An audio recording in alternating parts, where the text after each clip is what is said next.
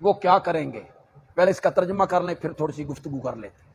جب انہیں اقتدار ملے گا، جب انہیں خلافت عطا ہوگی، میں ان مومنوں کو خلافت دوں گا، اقتدار دوں گا، تو وہ کیا کریں گے؟ یعبدوننی، وہ میری عبادت کریں گے۔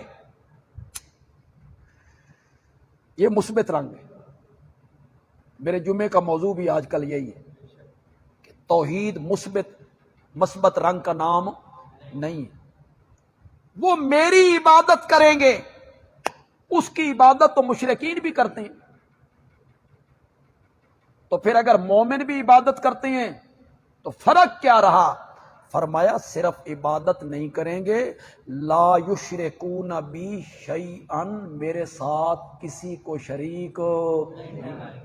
یہ منفی رنگ آ گیا۔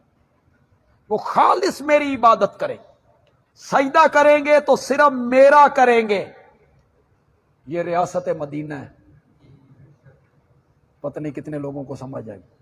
سجدہ کریں گے تو صرف میرے آگے سجدہ کریں گے، نظر و نیاز دیں گے تو صرف میری دیں گے، پکاریں گے غائبانہ حاجات میں تو صرف مجھے پکاریں گے، میرے ساتھ کسی کو شریک نہیں بنائیں گے۔ انہیں جب اقتدار مل جائے گا، اقتدار سے پہلے بھی ان الذین آمنوا، اس میں یہ ساری بات آ گئی ہے نا۔ ایمان کس کا نام ہے؟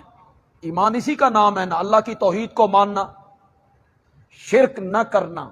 لیکن اقتدار میں آنے کے بعد بھی ان کے اس رویے میں کوئی نرمی نہیں آئے گی، اقتدار بچانا ہے نہیں، وہ میری عبادت کریں گے اور میرے ساتھ کسی کو شریک نہیں۔